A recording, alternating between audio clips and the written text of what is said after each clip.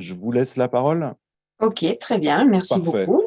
Bien, bah écoutez, bonjour à toutes, bonjour à tous. Je suis aussi voilà, ravie qu'on ait enfin trouvé en effet une date parce que ça fait un petit moment qu'on essaie de caler cette intervention. Donc ravie que ce soit possible, même si c'est en visio, on est d'accord.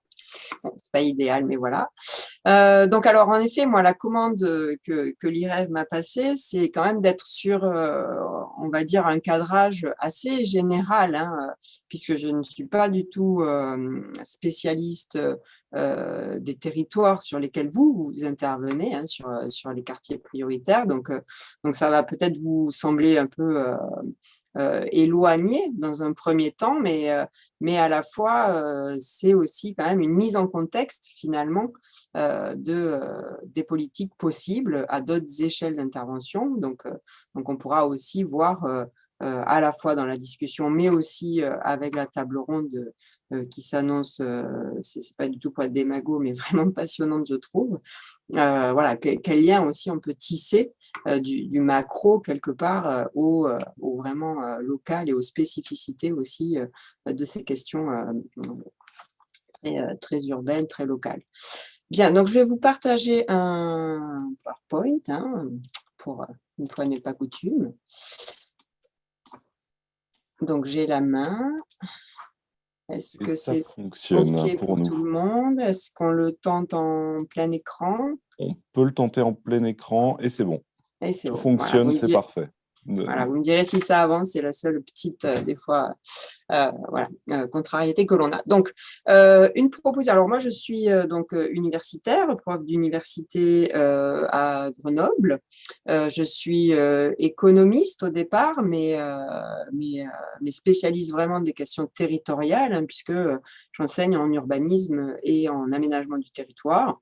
Et donc, je travaille sur, en gros, le développement économique des territoires, territoires au sens large, ça peut être des territoires ruraux, ça peut être des territoires urbains, et surtout, j'essaye de justement pas m'enfermer dans des catégories de ce type, et de voir plutôt quelles sont les interconnexions, hein, les systèmes finalement territoriaux, leurs évolutions et compte tenu du contexte évidemment et des questions nouvelles auxquelles on doit faire face, évidemment comme tout le monde, j'essaie aussi d'avancer sur ces questions de résilience, de transition, donc de changement de modèle, hein, économique pour nos territoires.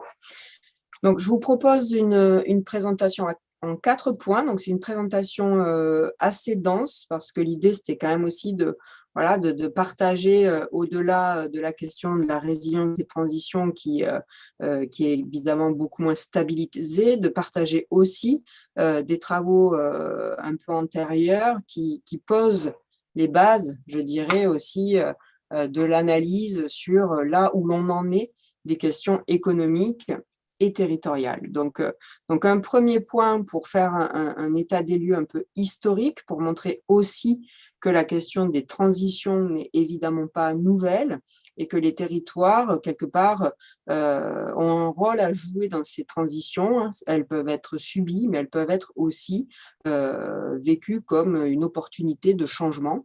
Donc, le retour vers l'histoire nous permet aussi de se mettre un peu dans une dimension rétrospective, mais aussi prospective. Deuxième point sur cette approche par les flux de revenus que peut-être certains d'entre vous connaissent, mais que là, on va reprendre un petit peu pour voir aussi comment cette métropolisation dont on nous parle beaucoup peut être comprise à travers aussi la circulation des richesses et ses impacts en termes d'inégalité.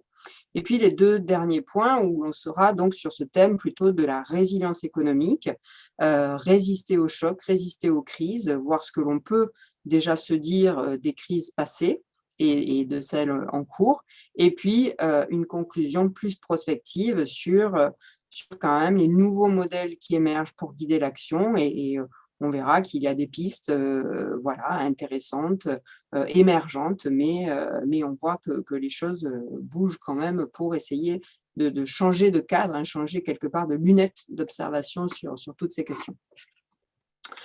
Alors, ce premier point sur la géographie, le peuplement, l'économie, les transitions. Je vais vous le présenter à partir d'une donnée certes démographique, mais qui rend compte aussi évidemment des dynamiques économiques, hein, puisque il y a quand même un fort lien entre la géographie du peuplement et puis les modèles économiques qui ont fait que on a changé quelque part aussi de mode d'habiter. Tous les débats actuels, toutes les questions sur l'exode urbain, l'impact de la pandémie sur de possibles mouvements des villes vers les campagnes, hein, traduisent bien aussi ce lien entre des contextes, là, certes sanitaires, mais aussi socio-économiques, et notre rapport à l'habité. Donc, ces deux cartes, c'est tout simplement deux cartes de densité, une prise juste au début de la révolution industrielle, et puis une autre prise aujourd'hui. Je crois qu'il y a un micro ouvert, peut-être. Donc, celle avant la révolution industrielle, vous voyez que c'est une carte de densité assez homogène. Hein, donc, on avait une façon d'habiter le territoire tout à fait différente d'aujourd'hui, puisque la population était extrêmement diffuse. La population rurale était évidemment beaucoup plus importante comparativement, et on avait une espèce d'équidensité de la population, puisqu'on habitait finalement au plus près de la ressource terre, hein, de façon aussi à pouvoir exercer des pratiques évidemment agricoles, paysannes à cette époque-là. Aujourd'hui, on le sait, on a une concentration urbaine beaucoup plus forte, à la fois urbaine, à la fois on le voit le long aussi des axes de transport, parce qu'on est aussi devenu une société extrêmement mobile, avec une économie tertiaire, et que les villes apparaissent comme des lieux plus opportuns finalement, hein, socialement, économiquement, pour la société dans laquelle on est aujourd'hui. Bien sûr, les questions sur l'après-Covid, le monde d'après, sont tout ce qui anime nos débats aujourd'hui, et si vous voulez, on pourra en reparler dans la discussion. Ici, c'est la même chose, mais avec des cartes que l'on appelle en anamorphose, c'est-à-dire qu'on déforme les cartes au prorata du nombre d'habitants, là en l'occurrence dans les communes. Ça nous dit juste la même chose, mais c'est peut-être plus visuel pour ceux qui y sont habitués. Donc, vous voyez une carte très peu déformée au 19e siècle et une carte qui aujourd'hui est évidemment largement déformée au profit de ce que l'on appelle aussi nos métropoles, hein, et notamment en France, quand même une métropole, hein, qui est Paris et sa région, avec là encore, hein, toute cette dynamique qui semble se mettre en branle sur un effritement aussi de cette, en tout cas en termes d'habitat, de cette envie d'habiter, de résider dans cette région francilienne, ce qui n'est pas sans poser de question. Si l'on regarde les mêmes tendances, mais en distinguant, vous voyez, des catégories un peu connues, banlieue au sens statistique, donc c'est ce qui n'est pas dans la ville-centre, le périurbain, ce qui est un peu plus éloigné, en dehors de l'unité urbaine, le rural et les villes-centres, on voit aussi que sur le long terme, finalement, hein, on a eu une inversion de l'habité, donc on habitait plutôt dans le rural, et puis petit à petit, évidemment, on habite de plus en plus dans l'urbain, les banlieues, et vous voyez petit à petit aussi le périurbain, mais également le rural, qui revient comme espace de dynamisme démographique. Pour finir avec cette première partie, j'essaie de synthétiser ces grands mouvements de cette façon, c'est-à-dire en montrant que finalement, on est aussi passé d'un modèle économique à un autre modèle économique petit à petit, et qu'entre deux grands temps de nos sociétés, on a vécu des transitions, des changements, des chocs extrêmement importants, et que peut-être aujourd'hui, nous sommes évidemment en train de vivre un autre type de choc. Donc, vous voyez l'idée, il y a une espèce de petite légende. Donc, chaque fois, je précise le modèle économique dominant, la forme culturelle empruntée à des travaux de sociologues, et puis, ce qui nous concerne plus, c'est l'aspect spatial, donc la figure spatiale qui domine, et ce que ça nous dit aussi des disparités, des inégalités territoriales. Donc, avant la révolution industrielle, nous sommes dans un modèle agraire, traditionnel, rural, et les inégalités territoriales sont finalement relativement faibles.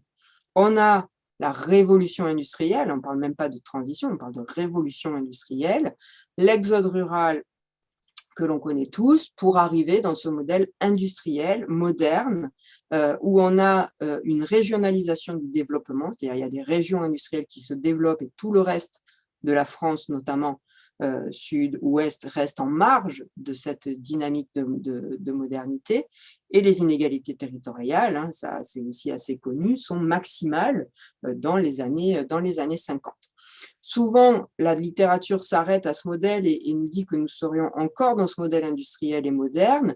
Moi, je trouve que quand on travaille sur les territoires, on a besoin de continuer l'histoire parce que quand même, au tournant des années 90, la métropolisation, ce renforcement des grandes agglomérations dans le monde est quand même corrélé avec l'émergence d'une économie de la connaissance, que j'appelle donc ce modèle cognitif, ce que des sociologues ont appelé un système aussi d'hypermodernité, où l'hypertrophie des flux, l'hypermobilité domine pour ceux qui le peuvent, hein, en créant toutes ces inégalités que l'on connaît bien aussi, ce modèle voilà, de métropolisation. Et là, on arrive dans des logiques d'inégalité qui sont assez compliquées parce qu'on a des logiques multiscalaires, c'est-à-dire que selon l'échelle à laquelle on les observe, on ne va pas avoir les mêmes dynamiques. Selon l'indicateur que l'on prend, on ne va pas observer les mêmes évolutions d'inégalité. Et en gros, ce que l'on sait, c'est que, en tout cas pour la France, sur cette période-là, on a eu une concentration, certes, des activités productives, des richesses issues de la production, du PIB, si vous voulez, dans les grandes agglomérations, mais que dans le même temps, on continue à avoir une circulation des richesses et plutôt une baisse des inégalités en termes de revenus des habitants, avec une convergence, si vous voulez, entre les territoires les plus riches et les territoires les moins riches, c'est-à-dire en gros entre les grands centres urbains et le rural. Mais à l'intérieur de cette grande convergence des inégalités, on a évidemment surtout une recomposition des questions sociales et en tout cas aux échelles où moi je l'observe, vous voyez, c'est plutôt des échelles communales ou supracommunales, au cours des 30 dernières années, on peut constater que finalement les périphéries des villes sont les territoires qui ont le plus gagné en termes de revenus des habitants, avec Paris sur les 10 dernières années, qui fait vraiment une envolée assez spectaculaire. Et par contre, de façon assez systématique, les communes-centres d'aires urbaines de taille moyenne ont vécu vraiment un décrochage social par rapport au reste des territoires. Donc, je vous dis ça parce que c'est un petit article qui vient de sortir, que j'ai écrit, qui vient de sortir dans Regard croisé sur l'économie de l'INSEE et que vous pouvez trouver facilement en ligne si ça vous intéresse. Ce qui peut nous motiver aussi pour la séquence d'aujourd'hui, c'est de façon un peu plus hypothétique, vous voyez, il y a plein de points d'interrogation, ce qui se passe aujourd'hui et sans doute très vite demain. Donc, si on accepte l'idée qu'on est dans un monde en transition, à la fois parce qu'il y a des enjeux environnementaux évidemment forts et incontournables, le changement climatique, la perte de la biodiversité, les questions aussi de pollution atmosphérique, donc tous ces sujets qui concernent finalement notre quotidien dans un monde en transition, et doublé évidemment d'une révolution numérique, on peut imaginer que quand même d'autres modèles, notamment d'autres modèles économiques, sont en train ou pourraient se structurer. Alors, on parle beaucoup de modèles circulaires, de modèles coopératifs, on y reviendra à la fin de cette présentation. Sur les aspects plus sociologiques, certains parlent de transmodernité, hein, c'est ce lien homme-nature que l'on réinterroge. En termes de spatialité, alors, démétropolisation, point d'interrogation, nouvelle ruralité, point d'interrogation, cette histoire des Zoom Towns, c'est-à-dire ces petites villes, ces villes moyennes qui profiteraient de l'arrivée de télétravailleurs, tout ça, hein, vous voyez bien, c'est vraiment les sujets que la presse relaie en ce moment aussi. Et sur les inégalités territoriales, évidemment, c'est assez compliqué.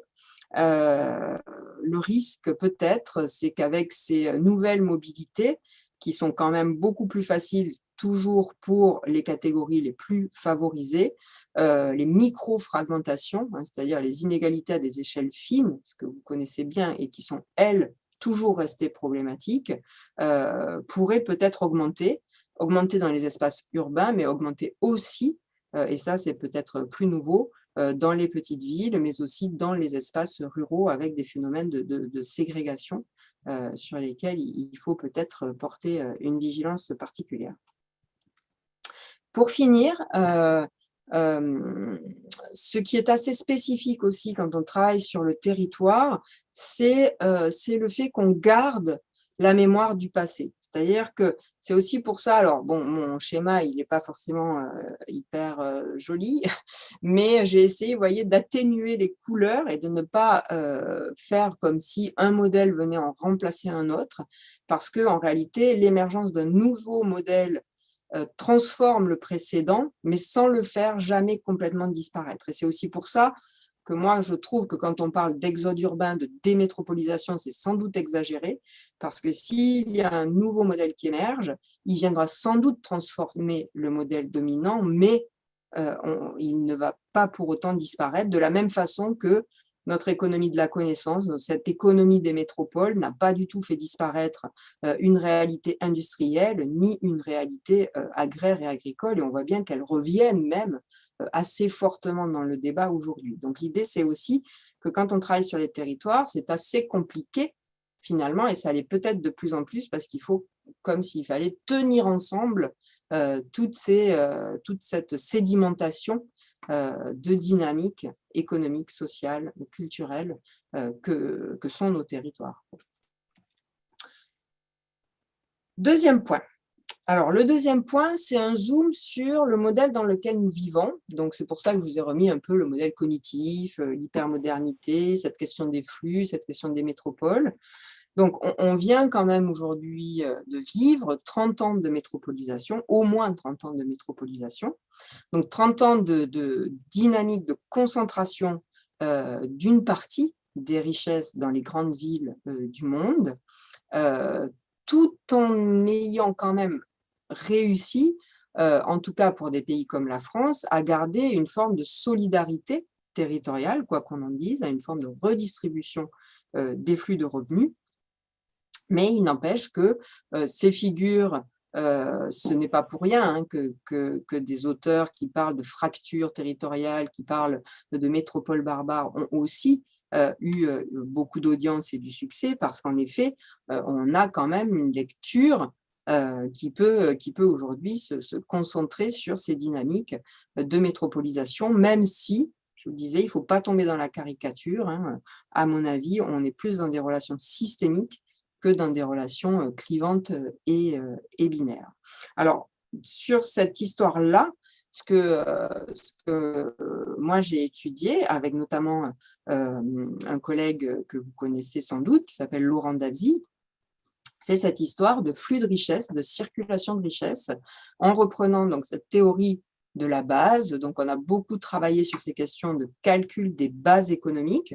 Ça veut dire quoi? Ça veut dire qu'on calcule toutes les richesses qu'un territoire capte à l'extérieur. Donc, on fait rentrer des flux de revenus, et ces flux de revenus, on essaye de s'assurer qu'ils circulent localement de façon, vous voyez, à alimenter un secteur dit domestique, ce que l'INSEE a aussi appelé la sphère présentielle, et donc qui alimente en gros des activités, c'est-à-dire des emplois tournés vers la demande locale, du commerce, des services, des activités culturelles, sociales, médicales, etc. Donc c'est très simple, c'est capter des richesses à l'extérieur, s'assurer que ces richesses profitent à la population du territoire et se retrouvent dans de l'emploi, quelque part, à destination des populations locales. Alors, le travail a été évidemment assez, comment dire, nouveau au moment où ces choses-là ont été énoncées, parce qu'on était quand même, et c'est pas toujours, et c'est encore vrai parfois, on était quand même dans l'idée que le développement économique, c'est surtout, essentiellement, du développement productif. C'est-à-dire que ce qu'il faut, c'est, vous voyez, travailler la première base économique, puisqu'on a décomposé le carré du haut en 4 bases. Donc, on était quand même dans une forte croyance dans un seul moteur, un moteur productif, compétitif, exportateur. Donc, en gros, pour qu'un territoire se développe, pour qu'il crée des revenus, pour qu'il offre des emplois à sa population, il faut d'abord attirer des entreprises exportatrices, être compétitif au niveau mondial et donc jouer sur cette base productive privée. C'est pas faux, évidemment, mais ce qu'ont montré nos travaux, c'est qu'il y avait d'autres ressources, d'autres flux de revenus qui étaient importants. Il y avait ce qu'on a appelé la base résidentielle, où là, on a pris les revenus apportés par des résidents et des touristes, les dépenses des touristes, les retraites, les revenus des navetteurs, c'est-à-dire des gens qui habitent dans le territoire mais qui n'y travaillent pas forcément. Et donc, cette base résidentielle, elle est aussi génératrice de flux de richesse et donc génératrice potentiellement d'emplois au niveau local. Il y a la base publique, c'est les traitements des employés de la fonction publique, et puis il y a aussi tous les revenus de transfert, toute la base sanitaire et sociale, où là aussi, par des revenus sociaux, on injecte de la richesse dans un territoire. Donc, vous voyez, on a essayé finalement d'ouvrir la boîte noire, hein, souvent, des moteurs de développement économique du territoire. Et bien sûr, ce qui était intéressant, c'était de calculer ce que représentaient ces différentes bases économiques. Donc là, c'est une des dernières grandes estimations que j'avais réalisées sur des grandes aires urbaines françaises. Donc, vous voyez dans la dernière colonne les moyennes, 100%, donc c'est l'ensemble des richesses captées à l'extérieur du territoire. Et vous voyez la décomposition de ces 100%. Donc, on a en premier lieu une base résidentielle à 39%, une base sanitaire et sociale très élevée également dans notre pays, hein, à 25%, 20% de base productive et puis quand même 16% aussi de base publique. Donc, finalement, les enseignements, c'était de dire que la base productive est essentielle, on est d'accord, mais qu'elle n'est pas unique et c'était plutôt une bonne nouvelle pour les territoires dans le sens où on peut jouer sur plusieurs leviers finalement de développement économique afin d'améliorer, hein, c'est quand même un peu le but, les conditions de vie des populations en générant des richesses. Donc bien sûr, d'un territoire à l'autre aussi, on a de fortes différences. Vous avez des territoires qui vont être plus productifs, d'autres qui vont être plus résidentiels, mais l'idée, c'était un peu de sortir, si vous voulez, d'une croyance un peu assez fausse sur le seul enjeu des activités exportatrices. Et puis, c'était aussi montrer que les territoires étaient en système, qu'ils étaient interreliés parce que les richesses que vous captez, elles ont été créées ailleurs et que tout ça, finalement, dessine une forme de solidarité nationale. Alors justement, pour aller plus loin sur ces histoires de système, sur ces histoires de liens, de solidarité, vous voyez, il m'arrive encore de calculer la circulation des flux de richesse dans des territoires qui font appel à moi pour ce type d'exercice. Et donc là, un des derniers aussi travaux que j'avais pu faire, c'était calculer, vous voyez, les échanges de flux de richesse entre les villes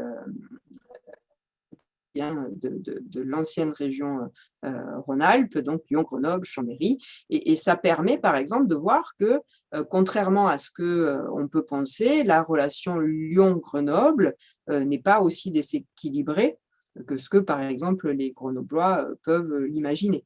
Et qu'il y a peut-être des choses aussi à bâtir dans ces coopérations intermétropolitaines.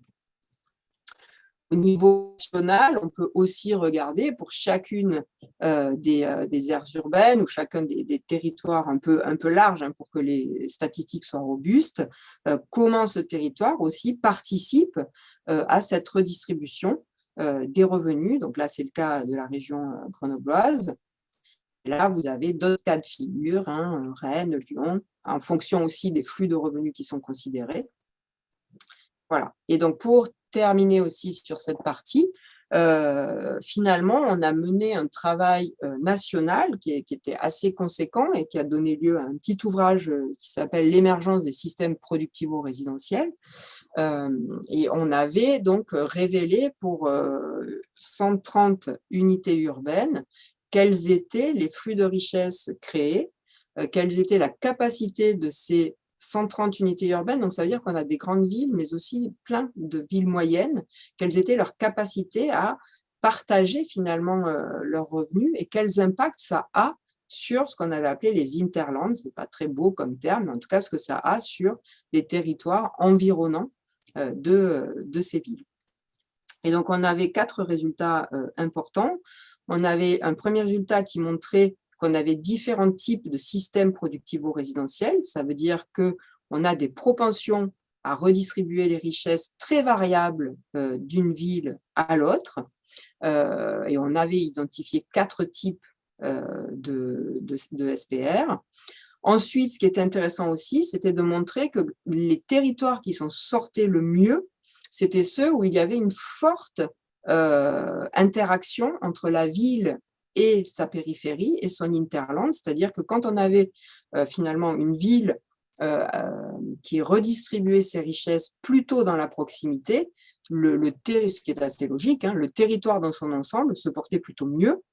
Et ce qui était intéressant, c'est que dans ces SPR appelés compacts, c'est-à-dire là où la circulation finalement reste et circule en local, on se rendait compte que les interlands, les périphéries, étaient extrêmement actives, c'est-à-dire qu'elles-mêmes contribuaient à générer des richesses, alors soit productives, soit résidentielles, soit touristiques, mais on a comme ça des cas de communautés de destin pas si mal réussies. Et comme je dis que c'est des territoires dynamiques, on va retrouver toujours un peu les mêmes élèves, hein, Nantes pour des grandes villes, Annecy pour des plus petites, voilà, donc des territoires extrêmement dynamiques. Et au final, ce que l'on avait vu aussi, c'est que les fractures dont on nous parle beaucoup entre la ville et la périphérie, entre la métropole et son hinterland, n'existent pas de façon aussi forte que ce qu'il est dit. C'est des choses qu'on va retrouver dans les travaux que j'ai menés sur la résilience économique. On a plutôt une communauté de destin, c'est-à-dire que quand la ville-centre va mal, c'est très rare de trouver une périphérie qui va bien, à quelques exceptions près. Et quand les périphéries vont mal, c'est très rare d'avoir une ville-centre qui va très bien. Donc, quelques exceptions, c'est les territoires frontaliers. C'est Saint-Étienne aussi, qui a une périphérie qui est plutôt beaucoup plus dynamique que la ville-centre. Donc, on va trouver des exceptions, mais globalement, on a plutôt une communauté de destin ville-centre. Ville-centre et périphérie. Je continue et puis on aura comme ça 10 temps pour les échanges. Donc, troisième point, on aborde cette fois-ci la question de la résilience économique. Donc là, on a mis en place un peu voilà, l'histoire de modèles, de transition, les grandes perspectives historiques, mais il y a une question évidemment qui est essentielle, c'est la capacité des territoires, la capacité d'un système à faire face à un choc passé, présent ou à venir. C'est la définition, moi, que je prends de la résilience. Et ce que je trouve intéressant dans cette définition, c'est que systématiquement, la résilience, c'est étudier la capacité d'un système, et pour moi, les territoires, ce sont des systèmes de flux, ce sont des systèmes de lieux, ce sont des systèmes d'acteurs. Et puis, cette temporalité multiple, c'est-à-dire qu'on peut être résilient après coup, on peut être résilient en pleine crise, réagir, mais on peut aussi être résilient par anticipation. On pourra parler d'adaptation ou de transition, justement, pour gagner en résilience. Mais c'est faire face au choc. Et moi, je considère qu'il y a 3 chemins de résilience. Une résilience, justement, absorbative, c'est celle qui va permettre d'absorber le choc. Vous avez des territoires qui, structurellement, ont absorbé, par exemple, le choc de 2008 sans aucun problème. Hein. C'était des territoires plutôt résidentiels, plutôt touristiques, ou c'était des métropoles comme Toulouse qui ont eu quasiment pas de perte d'emploi en 2008, ce qui n'est pas le cas en 2020. Vous avez des résiliences adaptatives, donc c'est-à-dire on ne va pas changer radicalement de modèle, mais on va s'adapter. On va s'adapter pour essayer d'anticiper le changement d'aujourd'hui ou de demain. On peut, par exemple, être dans tout ce qui est lié à la croissance verte, hein, au fait de se dire que c'est la technologie qui nous permettra d'être plus résilients demain. Mais il y a aussi un chemin de résilience peut-être plus ambitieux, plus difficile aussi, c'est une résilience transformative, c'est peut-être synonyme de transition, c'est-à-dire un changement radical du modèle, c'est-à-dire se dire aussi que ce qui fait crise aujourd'hui est intrinsèquement lié au modèle lui-même et que si l'on veut éviter les crises de demain, il faut évidemment changer en profondeur ce modèle-là. Et il me semble aussi, encore une fois, que la spécificité de nos approches territoriales, c'est que ces 3 formes de résilience sont mises en œuvre de façon concomitante. C'est-à-dire que selon le sujet que l'on traite, selon l'objet urbain sur lequel on travaille, on sera dans des formes de résilience absorbative, adaptative ou transformative.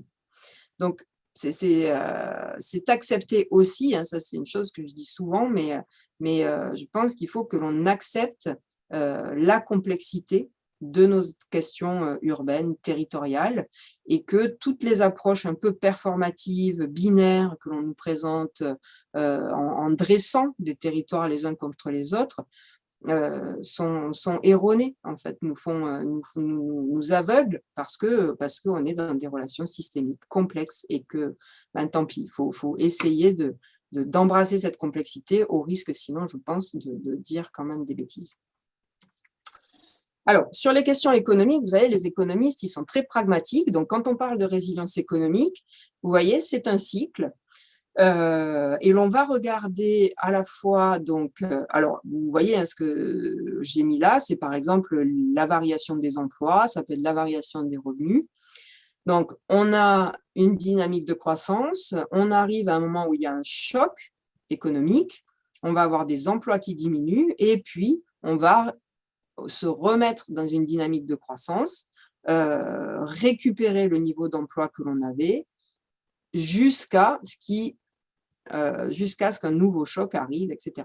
Donc, la résilience en économie, elle se mesure à la fois en termes d'intensité, de perte ou de gain d'emploi, donc capacité à rebondir, par exemple, mais aussi en termes de temporalité, c'est-à-dire combien de temps j'ai mis pour récupérer de cette crise passée. Alors, si on regarde sur la période 2008-2020, enfin 2006-2020, mais si vous voulez, si on marque un peu les crises de 2008 et celle, mais qui n'est pas du tout finie, j'en dirais un mot de 2020. Ici, donc, vous avez en noir la moyenne des intercommunalités. En pointillé, vous avez uniquement les 22 métropoles et en gris, vous avez donc les EPCI non métropoles sur cette période un peu longue. Et puis là, j'ai 2 cas, Lyon et Saint-Étienne, mais on pourra en voir d'autres dans la slide d'après. C'est pour montrer que d'un territoire à l'autre, c'est très différent. Donc, vous voyez, globalement, les emplois progressaient jusqu'en 2007. 2008, forte crise économique, hein, perte d'emplois jusqu'en 2009. Et en 2009, l'économie repart, les emplois repartent plus rapidement dans les métropoles que dans le reste du territoire, jusqu'en 2020, et puis 2019-2020, perte liée au Covid. Ça, c'est des dynamiques pour d'autres métropoles. Donc, vous voyez, on a des cas de figure extrêmement différents. Donc, quand on a dit que les métropoles avaient mieux résisté à la crise économique que les autres territoires, ce n'était qu'une moyenne, parce que derrière cette moyenne, vous aviez des cas de figure extrêmement différents. Saint-Étienne, Strasbourg, Grenoble sont, vous voyez, plutôt plus bas que les autres intercommunalités en moyenne en France. Et par contre, en haut, vous avez donc, par exemple, Toulouse, Nantes, qui ont été extrêmement dynamiques sur la période, avec aussi des liens avec la croissance démographique, quand même. Alors, on peut s'amuser après ce qu'on a fait sur la crise de 2008, parce qu'on a beaucoup plus de profondeur, évidemment, que sur celle de 2020, à croiser la capacité de rebond et la capacité de récupération, c'est-à-dire à croiser l'intensité des variations d'emploi. Est-ce que j'ai perdu beaucoup d'emplois, mais est-ce que j'ai rebondi en créant beaucoup d'emplois? Et puis, le temps que j'ai mis à récupérer, et ça nous donne, vous voyez, des catégories, des types de résilience que l'on peut après interpréter, comme je le disais, en termes de chemin, c'est-à-dire en termes d'absorption, d'adaptation, de transformation, hein, c'est-à-dire celles qui étaient en résilience absorbative. Ce sont des territoires qui ont très peu souffert de la crise et qui ont absorbé la crise. Celles qui se sont adaptées, c'est celles qui finalement ont subi la crise, mais ont su très vite adapter leur modèle économique pour rebondir. Et puis les transformatives, c'est celles qui ne se sont toujours pas remises de la crise et qui, si elles veulent le faire, vont sans doute devoir aussi mener des changements beaucoup plus transformatifs si on reste à l'échelle du modèle économique d'une ville. Et au niveau national, voilà ce que donne ce type de typologie. Alors, on a creusé un petit peu les choses pour essayer de voir ces histoires de métropole-périphérie. Est-ce qu'il y avait cette fracture dont on nous parle beaucoup? Est-ce que cette crise de 2008 a en effet permis aux métropoles de décoller, laissant sur la route le reste, quelque part, des territoires français?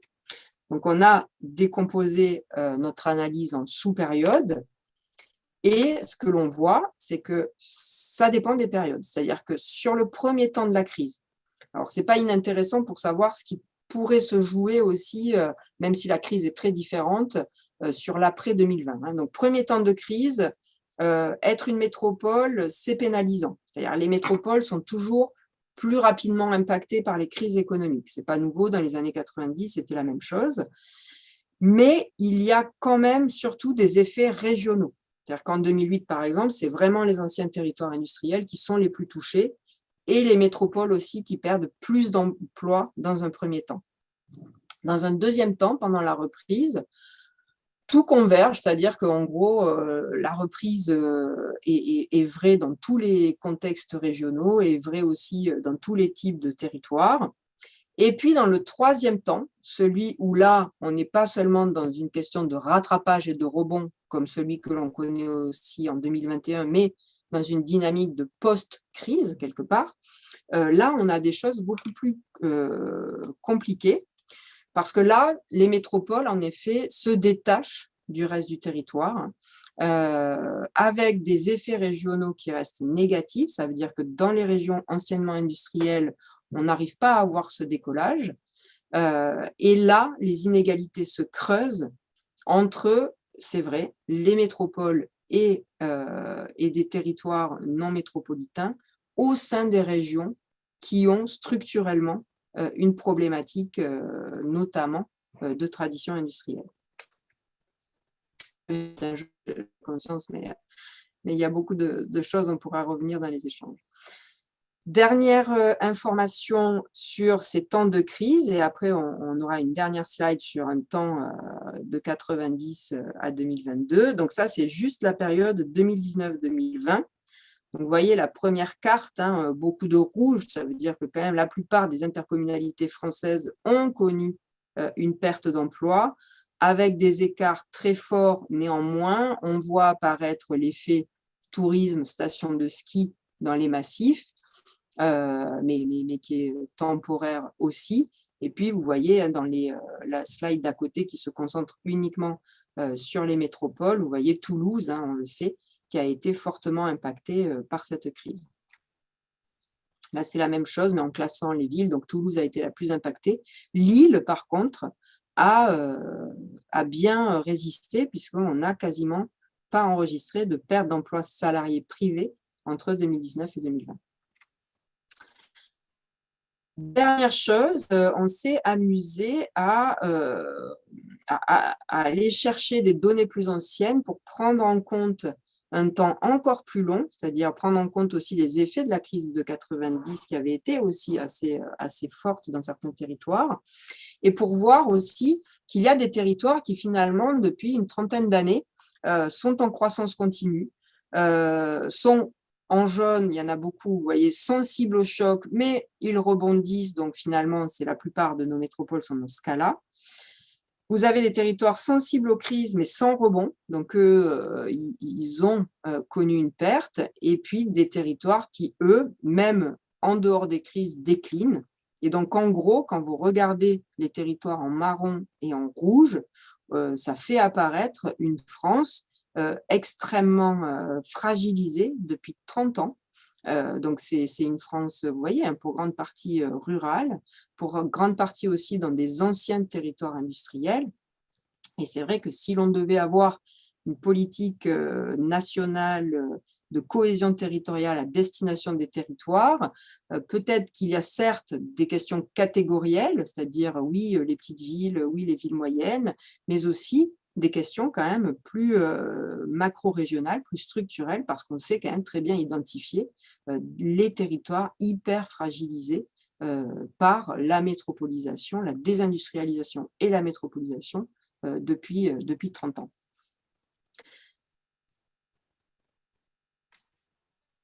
Et dernier point, donc une fois que l'on a brossé un peu ce panorama, hein, alors certes rapide, mais de la situation économique et des modifications au cours des 30 dernières années, se pose aujourd'hui la question donc du modèle émergent, de ce qu'il faudrait peut-être mettre en place pour quand même aussi accepter cette idée que nous n'avons pas d'autre choix face aux enjeux notamment environnementaux et essayer donc peut-être de changer de registre. Donc là, je vous ai mis, parce qu'on en a parlé juste avant, une espèce de relecture de la théorie de la base au fil de l'histoire. Alors bon, très, très imparfaite, mais vous voyez, c'est une théorie qui est tellement simple qu'elle permet quand même de penser assez simplement, voilà, c'est quoi les moteurs du développement, c'est quoi les activités induites, et selon les périodes, les moteurs du développement n'ont pas du tout été les mêmes.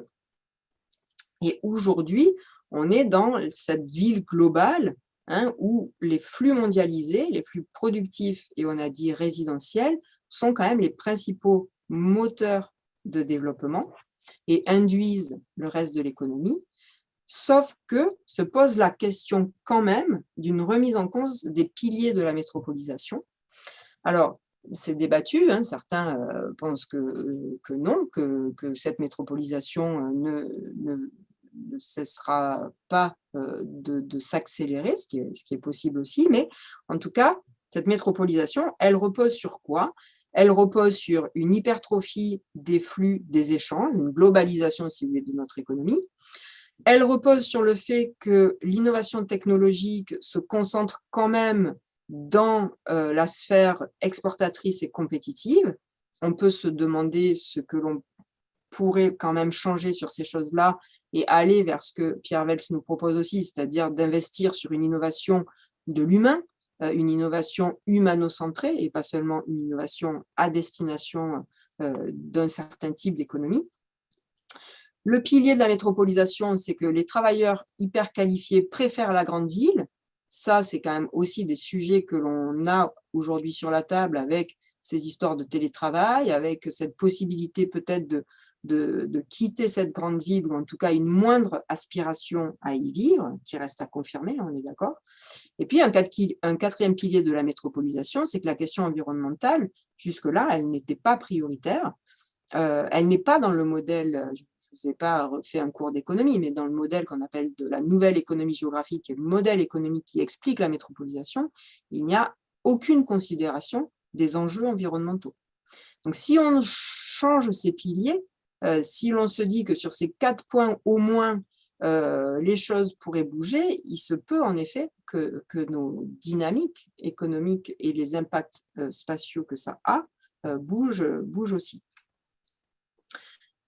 Et donc finalement, ce que moi je dis, c'est qu'il faut sans doute inverser le regard, c'est-à-dire qu'on a toujours pensé le développement économique des territoires sur la capacité à faire venir des choses de l'extérieur et de plus en plus des choses venant du reste du monde.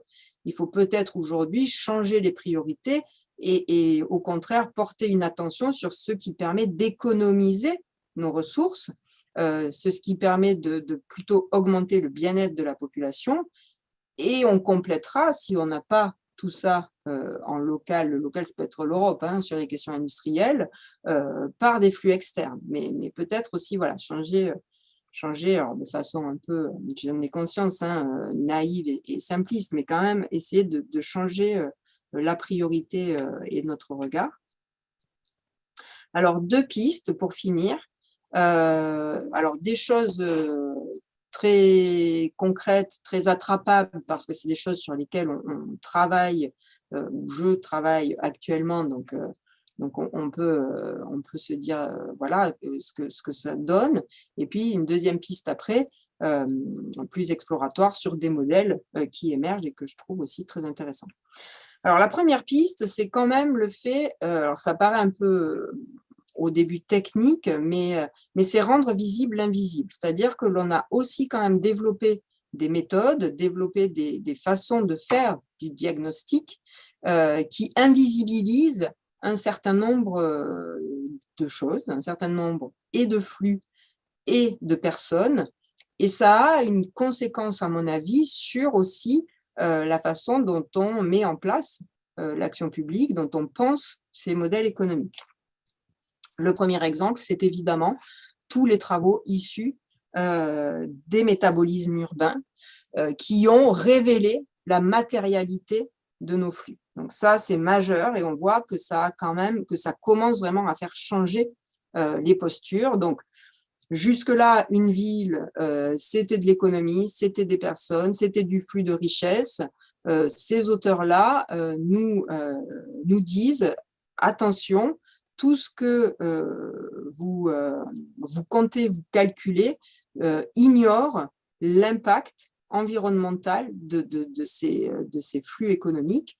Et donc, derrière ces flux, vous avez des matières, vous avez de la matérialité qui a des conséquences évidemment environnementales majeures. Donc, j'imagine que vous connaissez ce type de travaux. Hein. Sabine Barle, par exemple, et Marc Dumont ont réalisé ce type d'approche du métabolisme sur justement la région Hauts-de-France. Donc, on a comme ça aujourd'hui à disposition cette révélation quelque part de nos impacts sur la matière, de nos modes de vie, de nos modèles économiques. Alors, une deuxième chose aussi, moi, sur laquelle je pense qu'il faut que l'on porte plus d'attention, c'est, je vous ai beaucoup parlé des bases économiques. Donc, qu'est-ce qu'on va chercher comme richesse? Qu'est-ce que je suis capable d'attirer? Raisonner en termes d'attractivité. Je pense qu'il faut maintenant porter vraiment beaucoup plus d'attention sur la circulation des richesses en local. Qu'est-ce que je garde? Comment je partage mes richesses dans le territoire? Comment ces revenus sont redistribués? Et on a les données, là encore, pour le faire. Hein. Donc, on peut travailler sur vous voyez, ce qu'il y a dans le rond plutôt que ce qu'il y a en dehors qui sort et qui rentre. La troisième chose, alors ça peut paraître anecdotique, mais vous allez voir aussi dans la slide d'après que ça ne l'est pas. Alors excusez-moi, mon chemin il est un peu compliqué. Moi, je travaille en ce moment pas mal sur cette histoire d'économie métropolitaine ordinaire, qui est une économie essentielle, c'est-à-dire que vous avez tout un pan de notre économie qui n'est ni exportatrice, ni présentielle et qui échappe, je dirais, au radar de la statistique, mais qui échappe aussi, du coup, aux politiques publiques. C'est-à-dire qu'il y a un certain nombre d'activités de services aux entreprises, d'activités productives locales, alors que l'on connaît, hein, c'est du service simple, c'est de la logistique, c'est du nettoyage, c'est de la sécurité, c'est des études techniques, c'est tout ce qui est gestion des réseaux, eau, déchets, etc. Donc, tout ce qui organise, c'est un peu nos travailleurs essentiels hein, aussi pendant la crise, tout ce qui organise dans l'ombre notre économie, c'est très mal géré, très mal pensé. Et pourtant, c'est des relais essentiels de la transition écologique. Ce sont des métiers qui vont être parmi les premiers impactés par les zones à faible émission, par peut-être aussi la ZAN, parce que c'est des activités qui peuvent demander de la ressource foncière et qui sont en pleine extension, qui sont en plein essor. Donc ça, voilà. Donc il y a plusieurs territoires sur lesquels on essaie de voir aussi comment cette économie, qui pose plein de questions sur les aspects sociaux, parce qu'on est souvent dans des salariés multi-employeurs mal rémunérés. Et donc voilà, donc plein de questions pour l'action publique au niveau local. Une économie qui représente 40% des emplois en France, une économie qui a progressé de 10% au cours des 10 dernières années en termes d'emploi, alors que le reste progressait de 3%. Donc vraiment, ce n'est pas anecdotique. ce type d'économie m'amène aussi à une autre invisibilité qui est celle des travailleurs mobiles. Alors pareil, ça peut paraître des petites choses, mais on est quand même sur 40% d'actifs concernés. Ce sont des personnes qui, dans le cadre de leur métier, parcourent, selon les enquêtes qui sont menées, entre 50 et 120 km par jour. Et comme toutes nos enquêtes de mobilité sont basées sur le lien entre le lieu de domicile et le lieu de travail, ces catégories-là échappent, là encore, à la statistique. C'est-à-dire que vous n'avez pas, dans les grandes enquêtes de mobilité-déplacement, dans les grandes enquêtes de transport, vous n'avez pas une catégorie de ces travailleurs mobiles, alors même qu'ils sont nombreux, ils sont fragilisés. Quand on regarde des profils, on est souvent sur des gens moins diplômés, sur des métiers qui peuvent là aussi être plus précaires, plus de temps partiel. Et puis, ce sont aussi des métiers qui ont des vrais besoins dans leur quotidien. Et ça, l'aménagement du territoire peut apporter des réponses. Des besoins parce qu'ils sont extrêmement mobiles, des besoins parce qu'ils sont amenés en fonction de leur tournée, de leur chantier, de leur site d'exploitation à bouger. Et ce sont aussi, là encore, des gens qui ont pu, à travers la question aussi des Gilets jaunes, manifester leur inquiétude face à certaines décisions en matière de transition écologique et qu'il va falloir aussi accompagner et aider à rentrer dans ces transitions. Deuxième point pour terminer, c'est changer de paradigme, j'allais dire évidemment. Il faut accepter aussi de changer nos registres plus globalement d'analyse et de modèle économique. Donc ça, pas de nouveauté, hein.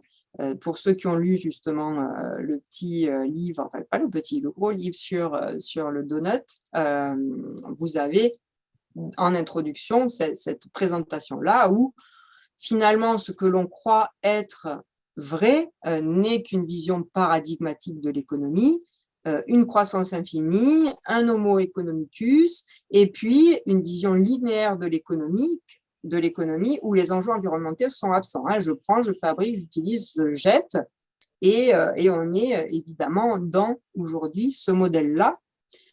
Et accepter de changer de paradigme, c'est rentrer, vous voyez, systématiquement dans des représentations qui sont toujours formulées de façon circulaire et non plus linéaire, régénérée, restaurée. Donc, c'est des schémas que vous avez aussi croisés. Et c'est assez marrant parce qu'on est toujours dans cette image du cercle, du rond, parce que évidemment, tout est interrelié. C'est aussi accepter cette complexité-là, avec donc des visions qui sont différentes. Alors, bien sûr, l'économie circulaire, on en parle beaucoup. On voit que des travaux d'accompagnement se structurent. Alors là, j'ai cité l'ADEME qui fait quand même un travail d'accompagnement auprès des territoires réels. La Banque des territoires, la NCT peut aussi venir en appui pour mettre en place d'autres façons aussi de traiter des questions économiques. Le CEREMA a créé ce qu'ils appelaient la boussole de résilience. Donc, vous voyez, on est aussi dans un espèce de radar. Donc, changer notre façon de faire des diagnostics pour changer aussi les prises de décision après. Beaucoup aussi, et vous n'êtes pas en reste sur ces sujets dans les Hauts-de-France, ce sont les indicateurs de bien-être. Donc à Grenoble, moi j'ai pris celui de Grenoble, mais je sais qu'il y a des expériences très intéressantes aussi dans vos territoires. Donc à Grenoble, il s'appelle IBEST et on en est à la 3e campagne. Donc ça veut dire qu'on a une mesure du bien-être de la population en 2012, 2018 et bientôt 2022. Et quand on travaille avec les personnes de la métropole qui suivent cet indicateur, elles expliquent que quand même le fait d'avoir changé la mesure, la métrique, les a amenés à poser les questions différemment et les a amenés quand même à traiter des sujets d'une autre façon que ce qu'ils faisaient avec des indicateurs plus classiques. Et puis, alors, puisque vous m'aviez demandé, non, mais ceci dit, c'est quelque chose qui, en ce moment, c'est pas nouveau, mais en ce moment, les collectivités locales essaient de s'emparer de ce modèle du donut, de cette théorie du donut, qui a comme force d'être simple, simple à énoncer, difficile à mettre en œuvre. Donc, vous voyez, l'idée, c'est que pour créer un espace sûr et juste pour l'humanité, il faut arriver à contenir notre développement entre un plancher social et un plafond environnemental. Et donc, nous ne pourrons quelque part nous en sortir, nous ne pourrons continuer à vivre sur cette planète, hein, vous voyez, c'est sûr et juste pour l'humanité, c'est humano-centré, que si nous respectons finalement ce plancher et ce plafond. Le plafond est déterminé, vous voyez, avec des grands indicateurs, le plancher aussi, enfin des grands axes, mais pas forcément de mesure. Et évidemment, toute la question difficile dans une mise en œuvre au niveau local, c'est le choix des indicateurs et c'est le choix des seuils. Alors moi, j'ai un petit peu accompagné une expérimentation sur l'agglomération de Valence-Roman. Les élus ont beaucoup aimé cette histoire du donut, voilà, c'est quelque chose qui les a marqués et donc ils ont demandé à leur collectivité, à leurs techniciens, de s'engager dans ce donut et quelque part d'arriver à lire le projet du territoire au prisme de cette nouvelle façon de penser finalement le développement. Alors, ils y sont allés et ils ont, alors pour l'instant, appliqué ce donut, non pas de façon globale au niveau du territoire, ce qu'essayent de faire, par exemple, Amsterdam, Bruxelles ou Genève aussi, je sais, a des expérimentations sur ce sujet-là. Donc, ils n'ont pas, c'est une petite agglo, ils n'ont pas essayé d'aller plus vite que la musique, mais ils ont dit on va déjà essayer sur les postes structurants de notre action de fabriquer notre donut. Donc, ils ont commencé par exemple avec la cuisine centrale et puis ils sont en train là de le déployer sur d'autres piliers, sur les questions alimentaires, sur d'autres types d'actions, de façon aussi à se doter d'une méthode pour voir aussi comment dans le temps ils arrivent à améliorer leur plancher social, leur plafond environnemental. Alors bon, pas de miracle non plus derrière, hein, il faut toujours se méfier évidemment avec ce type d'outils très performatifs des questions politiques aussi, parce que c'est aussi une façon de raconter, de mettre en récit ce que l'on fait sans forcément changer profondément l'action. Mais bon, voilà, ça permet quand même d'introduire un autre regard, un chausser d'autres lunettes sur ce que nous fabriquons au quotidien finalement dans nos territoires. Voilà, et j'en ai fini avant évidemment de poursuivre avec des questions et les remarques. Alors, si vous aimez lire, hein, tout ce que je raconte, j'essaye de le mettre au fur et à mesure en open source, même si parfois voilà, les ressources ne sont pas toujours faciles à attraper. J'essaye de le mettre sur ce site que vous devez connaître de ResearchGate. Donc, si ça vous intéresse, de creuser un peu à peu près tout ce que j'écris et regroupé ici. Voilà, merci beaucoup pour votre attention. C'était un peu long, je vois l'heure, mais bon, voilà. Merci beaucoup ça a permis de prendre le temps pour expliquer des phénomènes complexes qui ont d'ailleurs soulevé quelques questions. Alors, pour information, hein, on vous met à disposition sur notre site internet et dans le chat une bibliographie qui reprend effectivement quelques conférences ou quelques ouvrages de Magali Talandier, de Laurent Davzy et puis de Pierre Vels notamment, et puis d'autres articles qui nous ont intéressés sur le sujet. N'hésitez pas à la télécharger et à en prendre connaissance. Alors, on avait une question de Chloé Séché du RTES sur la base publique notamment et la fonction publique territoriale. Je ne sais pas si Chloé, vous souhaitez poser la question directement.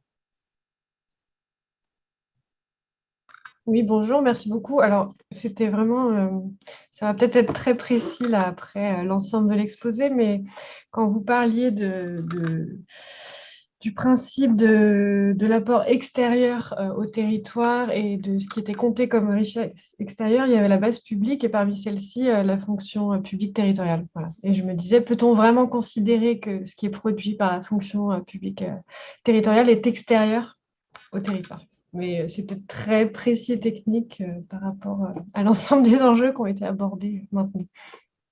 Est-ce que vous voulez qu'on prenne plusieurs questions comme ça Alors, je peux solliciter Morgane qui a posé une question sur les tailles des nouvelles régions et des grandes métropoles. Est-ce que justement tout est lié à la taille des territoires ou est-ce qu'on peut avoir des phénomènes sur des plutôt petites métropoles et grandes métropoles où, voilà, on prenait l'exemple entre Lyon et Saint-Étienne. Est-ce que c'est une question de poids de population ou est-ce que c'est plutôt des, des, euh, des enjeux liés à l'histoire industrielle de tel ou tel territoire? Alors, je ne sais pas si c'était ça, Morgane, si vous souhaitez poser la question, n'hésitez pas.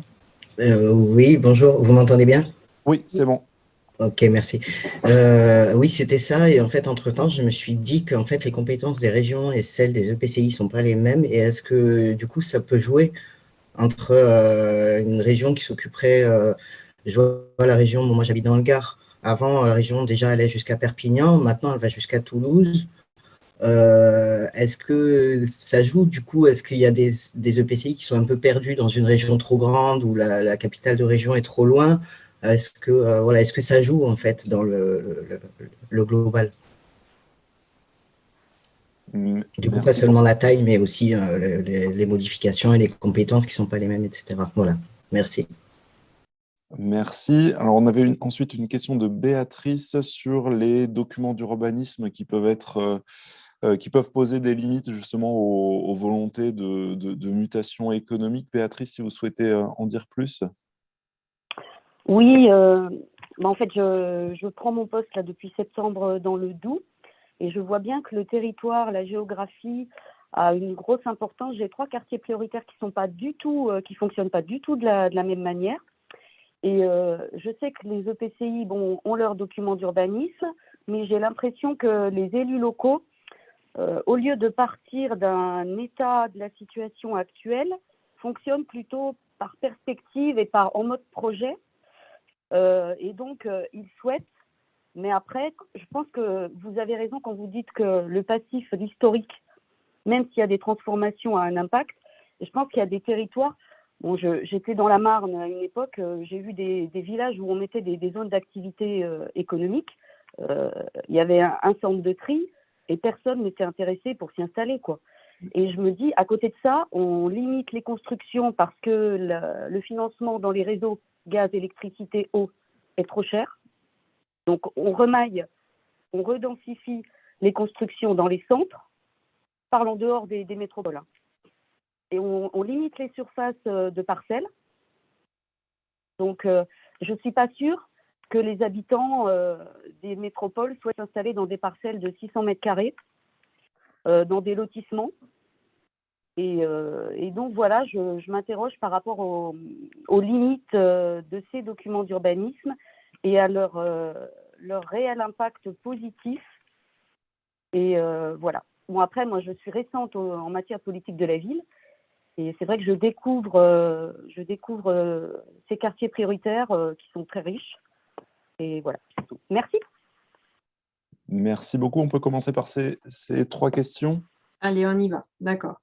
Très bien. Donc, sur le dernier point, c'est un vaste sujet. C'est une question évidemment importante, hyper structurante.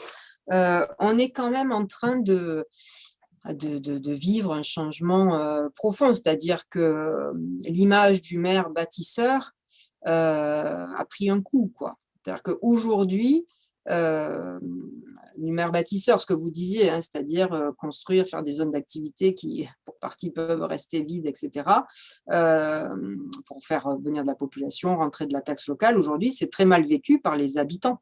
Et finalement, on a plus de revendications de geler, de laisser en l'état, alors avec le zéro artificialisation nette, hein, c'est des choses qui vont en plus s'amplifier. Donc, on voit qu'il y a en effet une problématique pour aussi accueillir des populations dans des territoires qui ont de fortes pressions et ce désir de stopper finalement cette construction à tout va.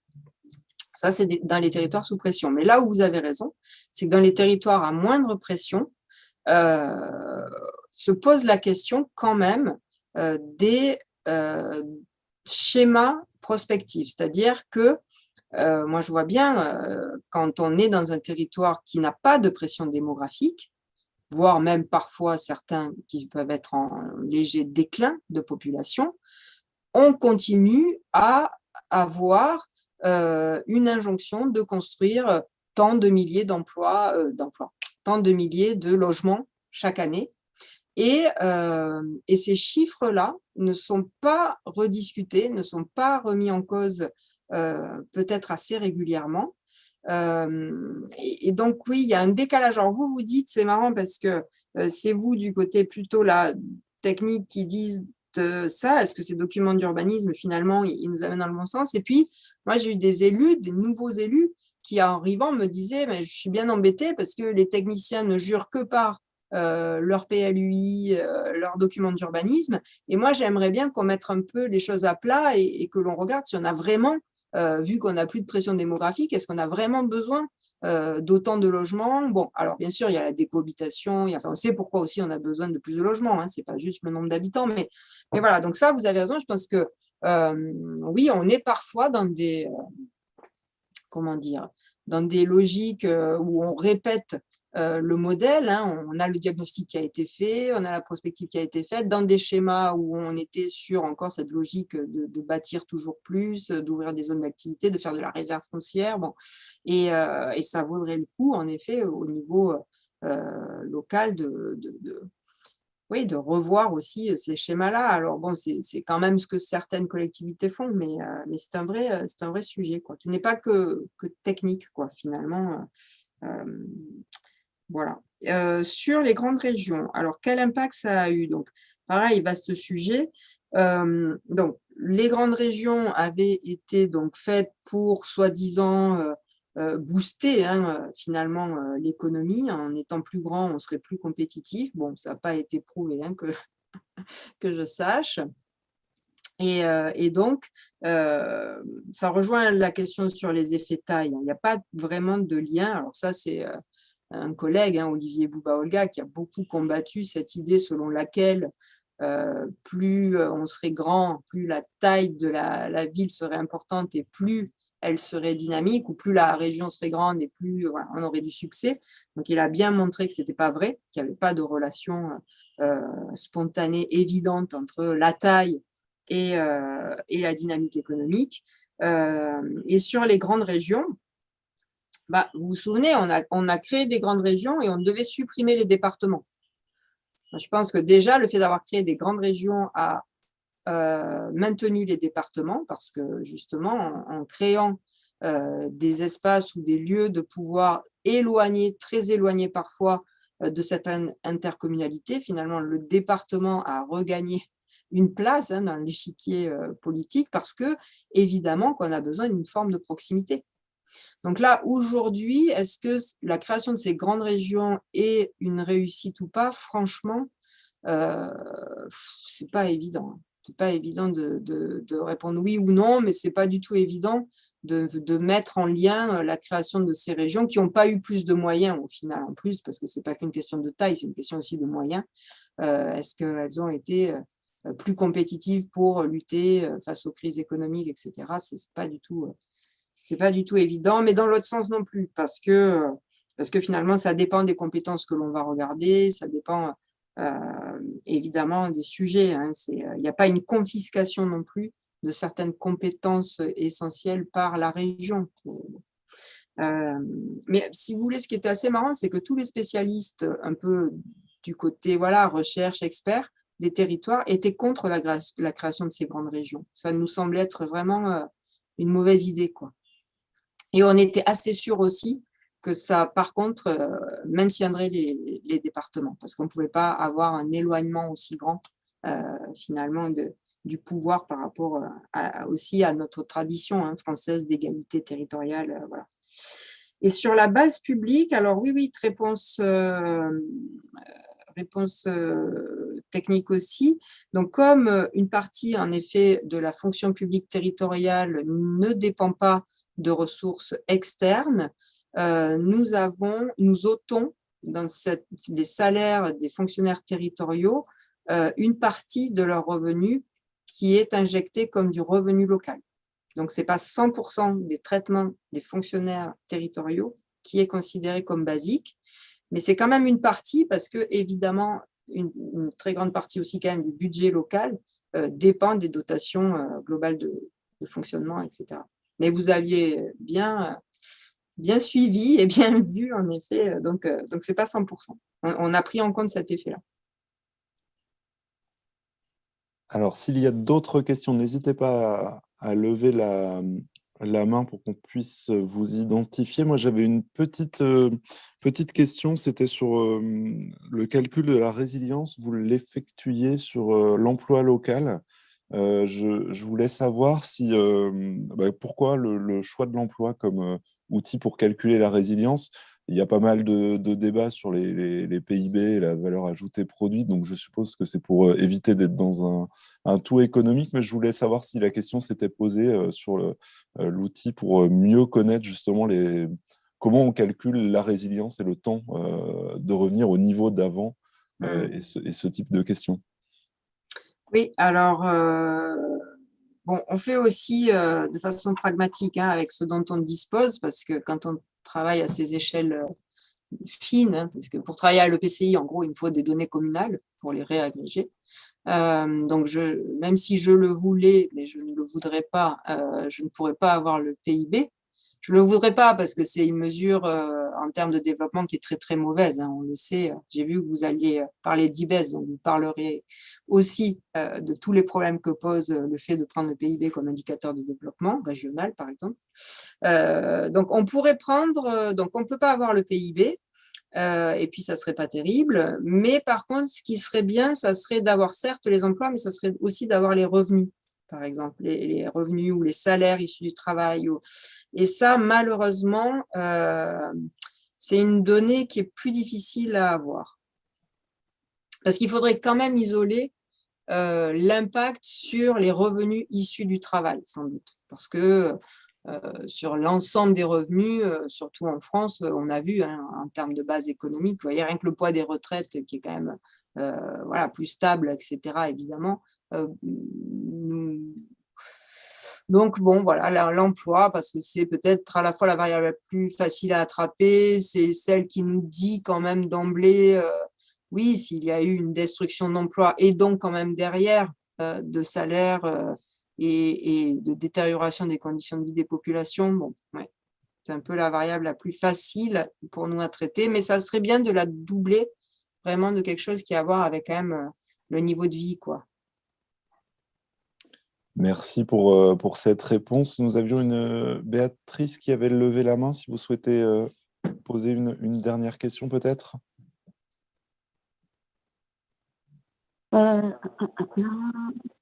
Oui, juste, comme je viens d'arriver, j'aimerais pouvoir analyser en fait mes quartiers prioritaires et sur quels outils je pourrais utiliser. Au niveau des données INSEE qu'on a sur e-ville, on a énormément d'informations. On va avoir les équipements publics, on va avoir les établissements scolaires, la population monoparentale, tout ce qui est emploi également. Et du coup, ça fait énormément d'informations et j'aimerais avoir une vision des deux quartiers prioritaires que moi je suis. Mais du coup, je prends quels sont les indicateurs qui seraient le plus parlants, en fait, par rapport à la situation sociale de ces quartiers qui sont très différents. Alors, je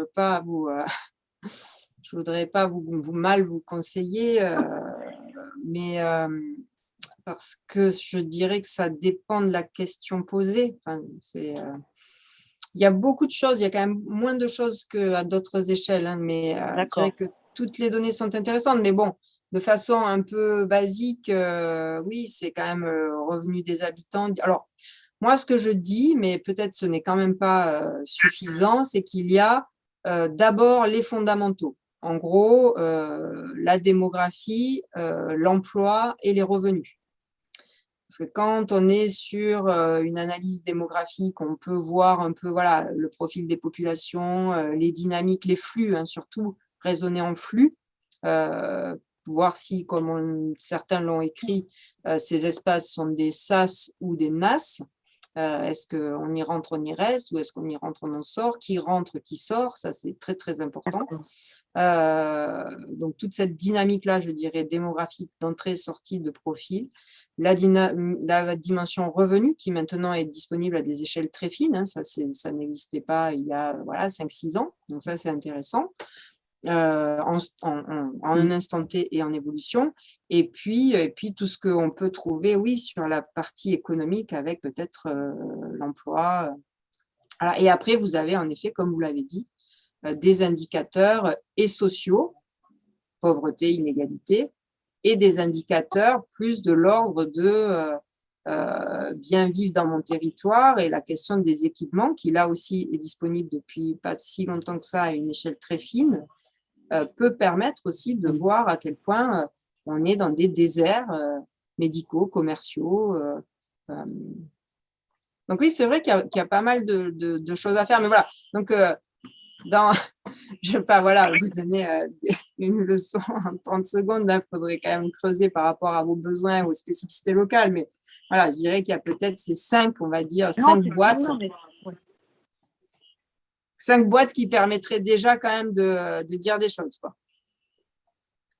Merci. Et puis, je peux rajouter, vous l'avez cité, il y a le sigeville.gouv.fr qui reprend les statistiques pour les quartiers prioritaires.